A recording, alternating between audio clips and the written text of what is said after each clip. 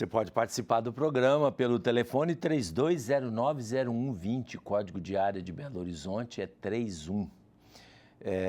Você pode participar pelo facebook.com. Daqui a pouco nós vamos ler as participações, hoje muitas pelo e-mail e pelo Facebook. facebook.com/questões.de-fé.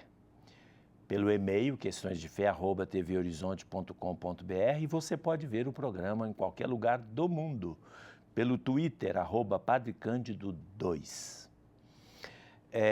Para aqueles que gostariam de ter uma reflexão da homilia do domingo antecipadamente, para se preparar um pouco mais, eu estou colocando no Facebook meu pessoal, e que sem dúvida deve ir também para o meu da paróquia, e tem o Questões de Fé, que tem um Facebook, só que eu não sei se o Questões de Fé é meu amigo no Facebook, porque se for meu amigo, vai também para a área de geral lá, é publicada também a homilia no Questões de Fé, Facebook, né? Questões de Fé, facebook.com/questões.de-fé. De qualquer maneira, vocês podem conferir. Toda sexta-feira eu coloco lá a homilia, inclusive a homilia do próximo domingo. Outra coisa que eu queria falar também, a gente veste uma roupa aqui e as pessoas não sabem exatamente que roupa. Essa roupa, o paletó e a calça que a gente veste todo sábado, e também no sábado que vem, e todo sábado, incluindo nos próximos, não só o que vem, é do ponto, como é que chama? Ponto M, né? Ponto M. Está nos shoppings aí, é uma loja que vende terno. Você que é advogado, você que vai para um casamento que precisa comprar um terno, lá só tem terno bonito, viu? É claro que também depende do invólucro. Quando não é tão bom assim, mas o terno é bom, né? Então tem que olhar o terno. Vai lá e compra o seu terno. Voltando às comunidades eclesiais de base, que hoje nós vamos encerrar, a comunidade de base ela tem uma presença social, uma presença comunitária, como nós vimos com o padre José Geraldo. É o último aspecto que nós vamos tratar. O que é essa ação social? Decorrente da Escritura. É Bíblia e vida, palavra de Deus e a vida das pessoas. Claro que a fé nos orienta também para o amor a Deus, para a plenitude da vida, para a salvação eterna. Nada disso é desconhecido. Mas diz a Escritura também que Jesus se preocupa com a vida terrena, quando multiplica os pães, quando fala que a gente deve dar água a quem tem sede, socorrer os enfermos, aquelas pessoas que precisam, enfim, eu não vou citar tudo aqui agora, né? Então, as comunidades de base, baseadas na fé cristã, e não em ideologia nem em política, baseadas na sua fé cristã, se preocupam também com a sua realidade. Eu diria principalmente em dois níveis muito importantes. A própria realidade. Você está morando no lugar onde não tem calçamento, onde o saneamento básico é inexistente, então a comunidade tem que se unir, tem que tratar dessas questões, vai procurar lá o vereador, vai fazer pressão para que se façam.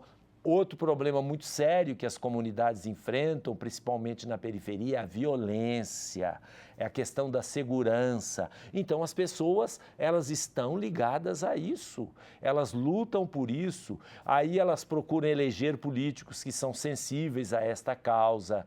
Claro que quando se entra no meio da política, a confusão é total, até ter confiança, quando a gente tem, decepciona, mas enfim, é a vida que nós vivemos. Por isso que tem que não só eleger, mas tem que cobrar continuamente. Você falou que ia nos ajudar nisso aqui, cadê? Onde está?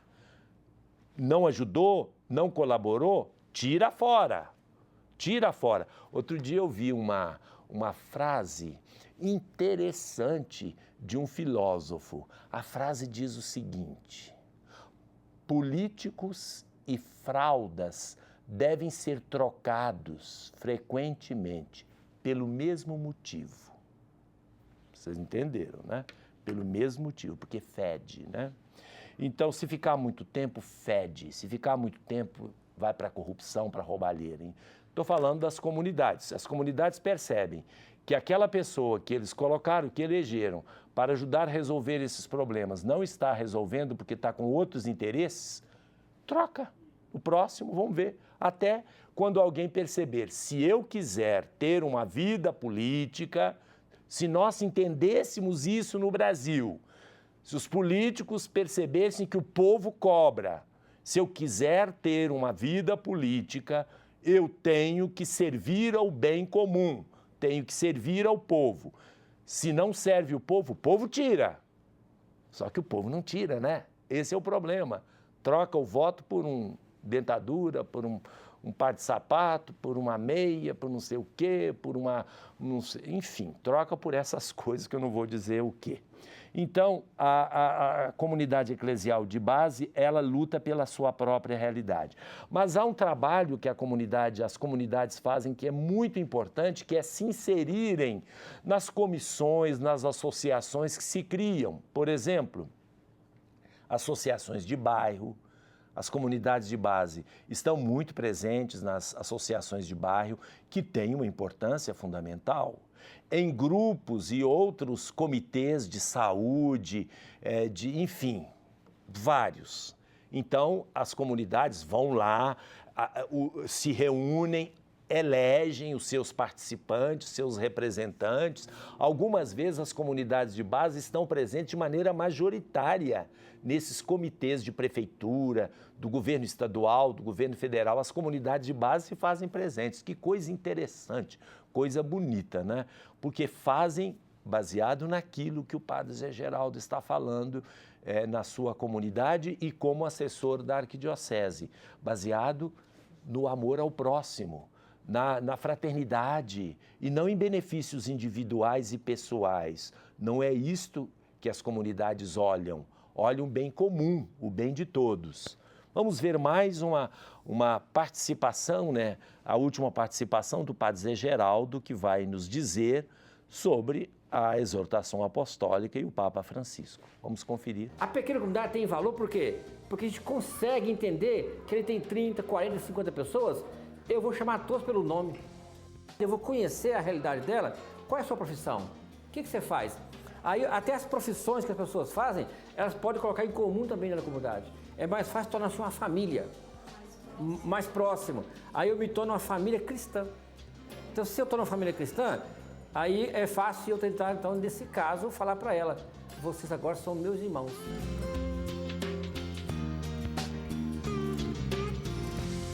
A gente não fica só na pequena comunidade também, não. Aí a gente pega representantes das pequenas comunidades e começa a fazer, então, aí formando uma pequena unida com a outra. Aí são os conselhos. Os leigos ali trabalham, estudam a vida da comunidade. Aqueles leigos ali que estão ali no conselho, eles celebram até sem padre. Se faltou o padre, a comunidade com padre ou sem padre está caminhando. Só que eles ficam sozinhos, não. Aí eles interagem como rede nas demais comunidades.